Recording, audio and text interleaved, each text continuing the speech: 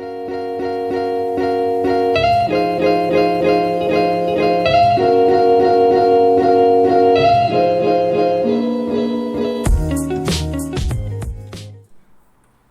assalamualaikum warahmatullahi wabarakatuh. Selamat pagi Pak Murid. Bagaimana keadaannya hari ini? Di sini saya akan melanjutkan pembelajaran kita minggu kemarin. Pada pertemuan kali ini kita akan membahas tentang materi bumi sebagai ruang kehidupan. Di sini saya akan memberikan pengantar sedikit. Setelah itu silakan kalian memahami bagian kedua, yaitu mengenai teori pembentukan muka bumi. Setelah kalian pahami materi itu, jika ingin ada yang ditanyakan silahkan ditanyakan. Langsung saya bacakan masuk dalam materi tentang pembentukan planet bumi, yaitu yang pertama, sejarah pembentukan planet bumi. Planet bumi mengalami perkembangan dari awal pembentukan hingga saat ini. Berdasarkan tahun geologi, planet bumi diperkirakan mulai terbentuk sejak kurun Hadean, sekarang 4,5 miliar tahun yang lalu. Bagaimana sejarah pembentukan planet bumi tersebut? Menurut para ilmuwan, planet bumi dan planet-planet lain berasal dari awan gas dan debu. Awan gas dan debu berputar di angkasa kemudian menyusut karena pengaruh gaya berat. Penyusutan materi gas dan debu menyebabkan peningkatan temperatur serta tekanan dan membentuk matahari. Matahari berputar cepat sehingga melepaskan materi debu yang telah memadat dan membentuk planet-planet termasuk bumi. Pada awal pembentukan, planet bumi berwujud bola berpijar yang panas. Bagian luar bumi lama-kelamaan mendingin dan mengeras. Bagian luar bumi lama-kelamaan mendingin dan mengeras, akan tetapi bagian inti bumi masih sangat panas. Penguapan berbagai gas termasuk hidrogen dan helium secara besar-besaran dari bumi membentuk atmosfer primitif. Atmosfer ini menyebabkan proses pendinginan bagian luar bumi. Pendinginan ini berangsur-angsur membentuk yaitu yang namanya kerak bumi.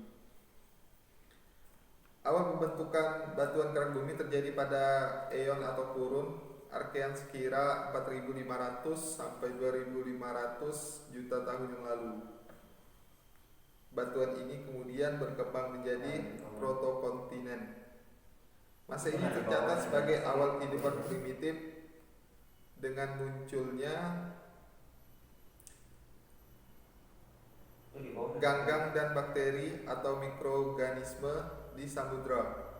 Hal ini dibuktikan dengan ditemukannya fosil Cyanobacteria dan Citromatin yang berusia sekiranya 3.500 juta tahun. Eon Protozoikum yang berakhir sekitar 4.500 juta tahun yang lalu merupakan masa sebelum Archean. Pada masa ini mulai terbentuk hidrosfer dan atmosfer. Nah, itu merupakan sejarah pembentukan planet bumi. Saya lanjutkan sedikit. Mulai terbentuk kehidupan lebih kompleks seperti berkembangnya hewan uniseluler menjadi multiseluler atau eukariotik dan prokariotik. Eon Archean dan Proterozoikum dikenal sebagai zaman atau periode Prakambrium. Ya, itu materi pengantar dari saya. Silahkan jika ada yang ingin ditanyakan, silahkan ditanyakan.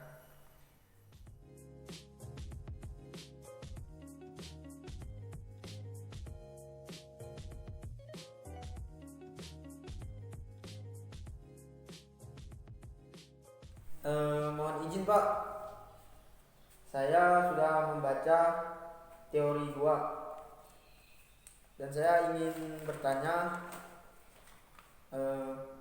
mengapa teori dua benua atau sering disebut dengan teori Laurasia Gondwana. Tadi siapa namanya? Nama saya Muhammad Sahlan Pak. Terima kasih Pak, mohon penjelasannya. Oh iya, baik.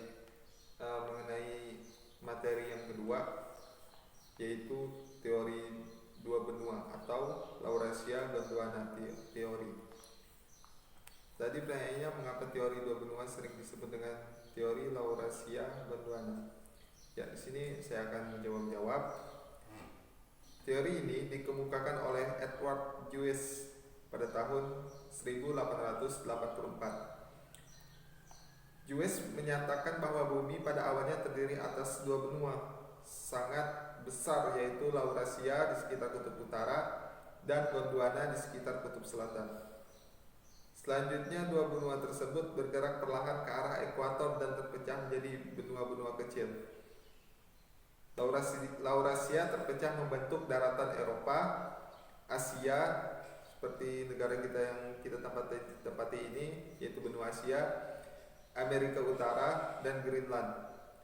Gondwana terpecah membentuk Amerika Selatan, India, Australia, Afrika, dan Antartika. Bagaimana? Sudah mengerti, Muhammad Syahwan? Terima kasih Pak atas penjelasannya. Silakan dari peserta didik yang lain, apakah ada yang ingin ditanyakan lagi? Assalamualaikum warahmatullahi wabarakatuh. Perkenalkan, nama saya Rahmat Wijaya. Saya ingin bertanya Pak, ada berapa fenomena yang membuktikan teori apungan benua? Ya, mengenai pertanyaan Rahmat Wijaya, mengenai beberapa fenomena yang membuktikan teori apungan benua. Beberapa bukti itu yaitu adanya persamaan garis pantai timur benua Amerika Utara dan Amerika Selatan dengan garis pantai barat benua Eropa dan Afrika. Coba diperhatikan lagi pada halaman 46. Untuk semuanya juga tolong diperhatikan. Yang kedua yaitu daerah Greenland menjauh dari benua Eropa. Selanjutnya Pulau Madagaskar menjauhi Afrika Selatan. Terus ada kegiatan seismik di patahan San Andreas. Terus Samudra Atlantik semakin luas karena pergerakan benua Amerika ke barat. Terus yang terakhir, batas Samudra Hindia semakin mendesak ke utara. Silakan dari peserta didik yang lain, apakah ada yang ingin ditanyakan lagi? Pak, ingin bertanya. Perkenalkan, nama saya Jalaluddin. Dan yang saya ingin tanyakan, adakah bukti tentang teori konveksi? Ya, menanggapi pertanyaan dari Jalaluddin tentang adakah teori mengenai konveksi, di sini ada dua dijelaskan mengenai teori konveksi, yaitu yang pertama, terbentuk pematang tengah samudra seperti Mid-Atlantic Right dan Mid-Pacific Atlantic Right. Terus yang kedua, semakin jauh dari pemotong tengah samudra, semakin tua umur batuan. Kondisi ini menunjukkan bahwa terdapat gerakan yang berasal dari Mid-Oceanic Right ke arah menjauh. Peristiwa ini disebabkan adanya arus konveksi dari lapisan bawah kulit bumi.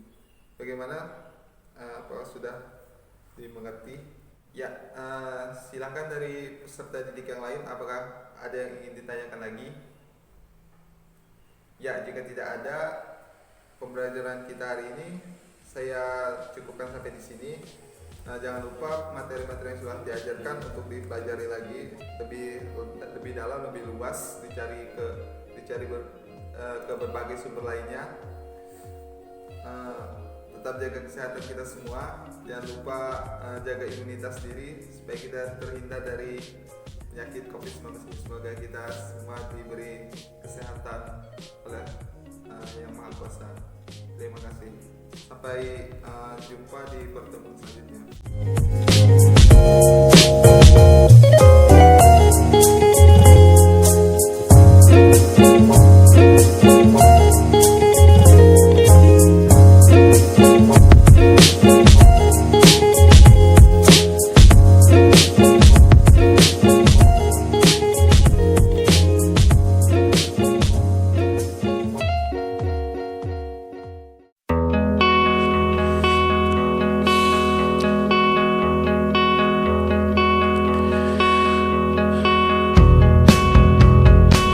saatnya ku